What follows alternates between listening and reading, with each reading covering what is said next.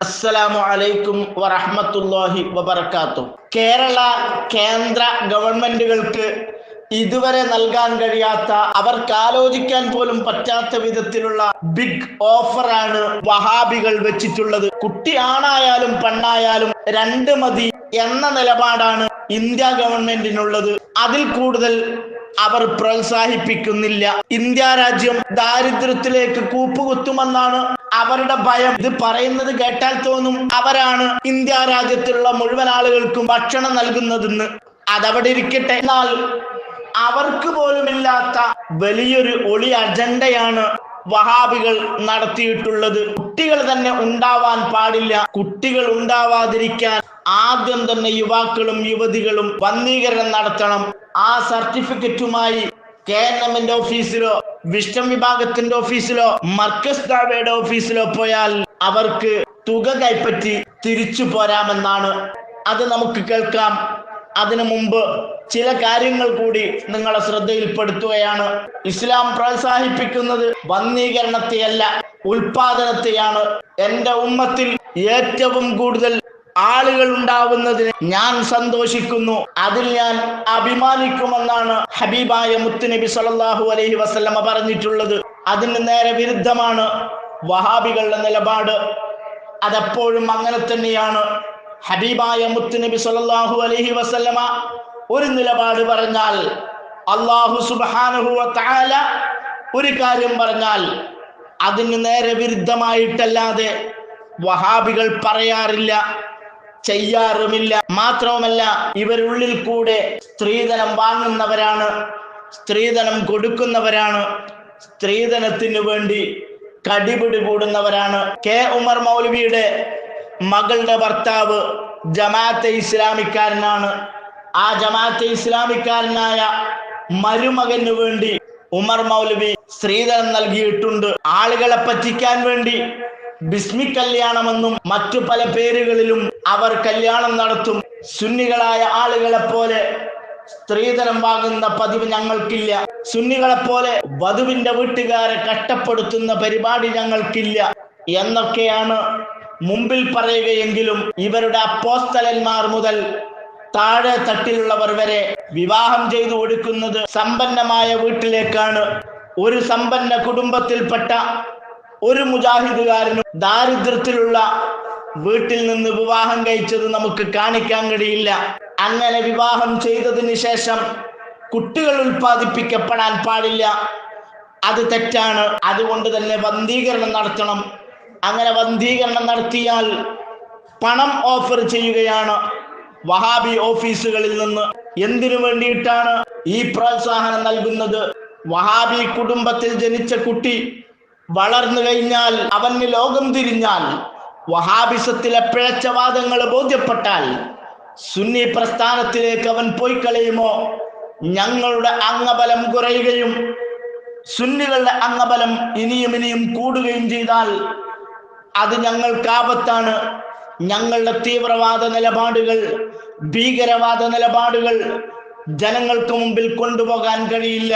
അതിനടിച്ചമർത്താൻ വേണ്ടി ഇന്ത്യ രാജ്യത്തിന്റെ നിയമമനുസരിച്ച് രംഗത്തിറങ്ങാൻ സുന്നി പട്ടാളം ജാഗരൂകരായിരിക്കുകയാണ് എന്ന തിരിച്ചറിവാണ് അവരെ ഇതിന് പ്രേരിപ്പിച്ചിട്ടുള്ളത്. ഇന്ന് സുന്നി സ്ഥാപനങ്ങളിലേക്കൊക്കെ നുഴഞ്ഞു കയറിയിട്ട് അവിടെ അധ്യാപകന്മാരായും കമ്മിറ്റി ഭാരവാഹികളായും ഞാൻ സുന്നിയാണെന്ന ലേബൽ ഒട്ടിച്ചുകൊണ്ട് കയറിക്കൂടി അതിലുള്ള ചില ആളുകളെങ്കിലും സ്വാധീനിച്ചുകൊണ്ട് ആ സ്ഥാപനം പിടിച്ചെടുക്കുകയോ അല്ലെങ്കിൽ സ്ഥാപനത്തിന്റെ മേധാവിത്വം കയ്യിലൊതുക്കി പിന്നീട് അവിടെ വഹാബിസം പഠിപ്പിക്കുന്ന, വഹാബി സിലബസ് കൊണ്ടുവരുന്ന ഒരവസ്ഥയിലേക്ക് എത്തിപ്പെടുകയാണ്. അതിലൂടെ സംഭവിക്കുന്നത് സുന്നി തറവാടുകളിൽ നിന്ന്, സുന്നി മാതാപിതാക്കളിൽ നിന്ന് കോളേജുകളിൽ പോകുന്ന പിഞ്ചുകുട്ടികൾ അവർ വലുതാകുമ്പോൾ വഹാബിസത്തിന്റെ ആശയങ്ങൾ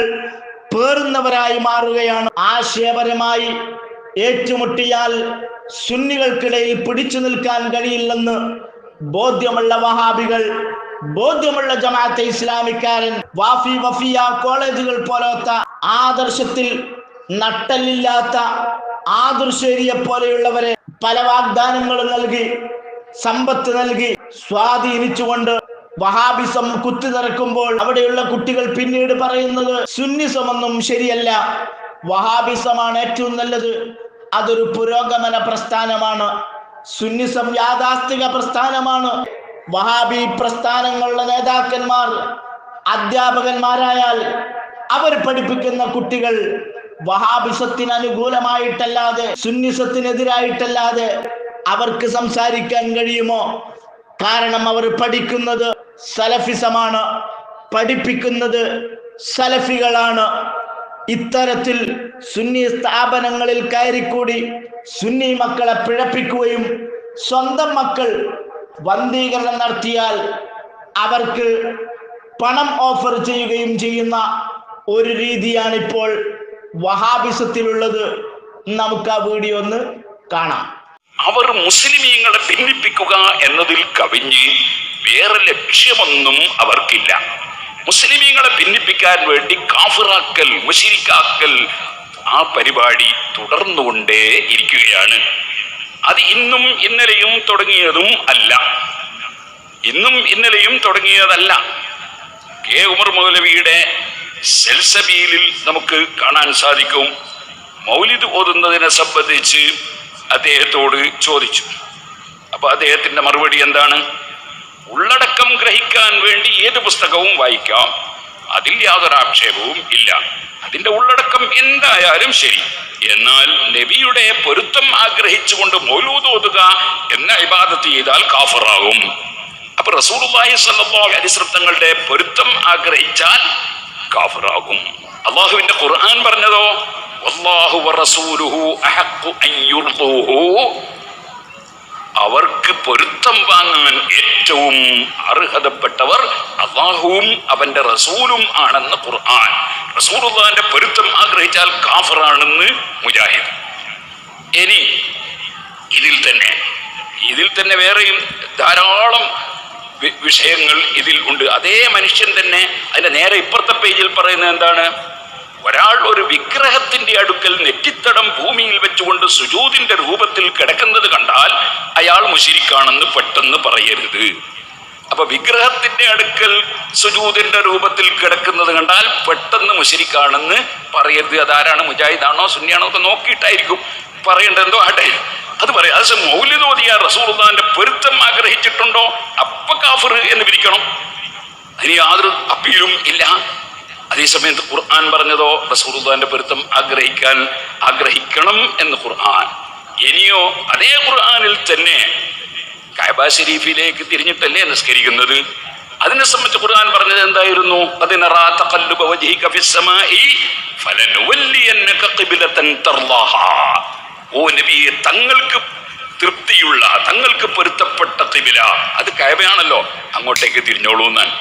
അപ്പൊ അള്ളാഹുവിന്റെ റസൂലിന്റെ പൊരുത്തം, ആ പൊരുത്തം സുബ്ഹാനല്ലാഹ്. മറ്റൊരു സ്ഥലത്ത് ഖുർആൻ പറഞ്ഞത് എന്താണ്? വലസൗഫ യുതീക റബ്ബുക ഫതർളാ. ഓ നബിയെ, തങ്ങൾക്ക് തങ്ങളെ റബ്ബ് തരും, തങ്ങൾ പൊരുത്തപ്പെടും, തൃപ്തിപ്പെടും. അപ്പോഴാണ് നബി സല്ലല്ലാഹു അലൈഹി വസല്ലം പറഞ്ഞത്, എന്റെ ഉമ്മത്തിൽപ്പെട്ട ഒരൊറ്റ മനുഷ്യൻ നരകത്തിലുള്ള കാലത്തോളം ഞാൻ തൃപ്തിപ്പെടൂല എന്ന് പറഞ്ഞത് അപ്പോഴാണ്. അപ്പൊ അല്ലാഹു തആല തന്നെ നബിതങ്ങളെ തൃപ്തിപ്പെടുത്തുന്നു. നബിതങ്ങൾക്ക് പൊരുത്തം അല്ലാഹു സുബ്ഹാനഹു വ തആല തന്നെ ഇവിടെ അല്ലാഹു തന്നെ അത് കൊടുക്കുന്നു. എങ്കിൽ നമ്മളോട് അങ്ങോട്ടോ അള്ളാഹുവിന്റെയും റസൂലിന്റെയും പൊരുത്തം വാങ്ങണം എന്ന് ഖുർആൻ പറയുന്നു.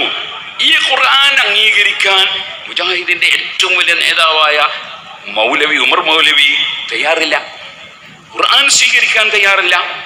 ഇനിയും ഇതിൽ ധാരാളം കാണാം. ഇതിൽ വേറൊരു ചോദ്യമുണ്ട്. ആ ചോദ്യം എന്താണ്? രസമുള്ള ചില ചോദ്യങ്ങളുണ്ട്, അതൊന്നും ഇപ്പം ഞാനിവിടെ വായിക്കുന്നില്ല.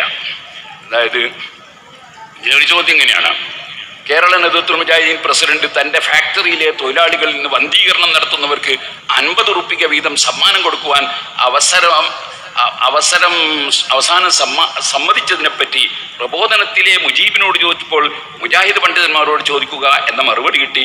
താങ്കൾ ഒരു മുജാഹിദ് പണ്ഡിതനാണല്ലോ, താങ്കളുടെ അഭിപ്രായം എന്താണ്? അപ്പോൾ വന്ധീകരണത്തിന് പൈസ കൊടുക്കാൻ ഈ മുജാഹിദിന്റെ പ്രസിഡന്റ് തീരുമാനിച്ചതിനെ സംബന്ധിച്ചാണ് ചോദ്യം. അതിന് മറുപടി രസമാണ്. ജമാഅത്ത് ഇസ്ലാമിക്കാർക്ക് ഇതിനെപ്പറ്റി ചോദ്യം ചെയ്യുവാനോ സംസാരിക്കുവാനോ അർഹതയില്ല. അപ്പൊ ചോദിച്ച ആള് ഏതാണ് കക്ഷി നോക്കിയിട്ടാണ് അതിനെപ്പറ്റി പറയുന്നത്.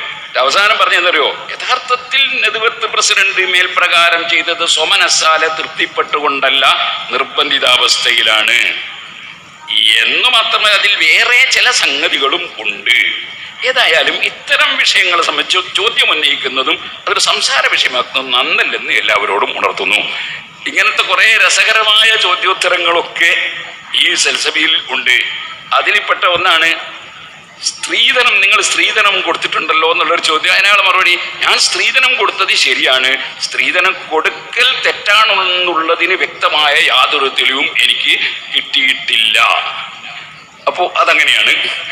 അപ്പോൾ അയാൾ കൊടുത്തപ്പോൾ പിന്നെ അതിന് തെളിവില്ല. ഇനി വേറൊന്ന്, താങ്കളുടെ പുത്രിയുടെ ഭർത്താവ് ജമാഅത്ത് ഇസ്ലാമിക്കാരനാണല്ലോ, അതോടുകൂടി താങ്കൾ സ്ത്രീധനം കൊടുക്കുകയും ചെയ്തല്ലോ എന്നാണ് ചോദ്യം.